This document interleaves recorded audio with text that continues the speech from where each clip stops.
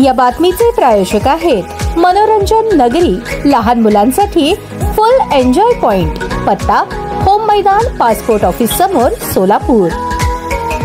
पुरातन काळात सावित्रीने आपल्या पतीचे यमाकडून प्राण खेचून आणल्याची कथा ऐकत आलो आहोत, परंतु आजच्या आधुनिक सावित्रीने आपल्या पतीचे प्राणच यमाने घेऊन जाऊ नये म्हणून पतीच्या दोन्ही किडन्या निकामी झाल्याने स्वतःची किडनी देऊन पतीला यमराजाच्या दारातून सोडून पुन्हा जीवदान मिळवले असल्याची घटना नुकतीच करमाळा तालुक्यातील पौंदवाडी येथे घडली। पौंदवाडी तालुका करमाळा येथील संजय साळवे हे स्वतःचा टेम्पो चालवून आपल्या कुटुंबाचा उदरनिर्वाह करत होते। त्यांना 3 मुले व 1 मुलगी असा परिवार आहे। साळवे यांच्या दोन्ही किडन्या खराब झाल्याचे निदान डॉक्टरांनी केले। त्यानुसार पत्नी रुपाली साळवे हिने स्वतःची किडनी पतीला देण्याचा निश्चय केला, परंतु यासाठी सासरच्यांनी आणि माहेरच्यांनी तू असा वेड्यासारखा निर्णय घेऊ नकोस, तुझ्या लेकरा बाळांचा विचार कर असा सल्ला दिला, पण तिने ठाम निश्चय करून आपल्या पतीला सर्वांच्या विरोधाला डावलून किडनी देण्याचा निर्णय घेतला। त्यात शिंदे सेनेचे जिल्हाप्रमुख महेश चिवटे आणि आरोग्यदूत मंगेश चिवटे यांनी उपमुख्यमंत्री एकनाथ शिंदे आणि खासदार श्रीकांत शिंदे यांच्या सहकार्याने मुंबईमध्ये यशस्वीपणे शस्त्रक्रिया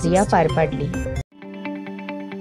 ताज्या बातम्या पाहण्यासाठी प्राईम महाराष्ट्र न्यूज चॅनलला सबस्क्राईब करा।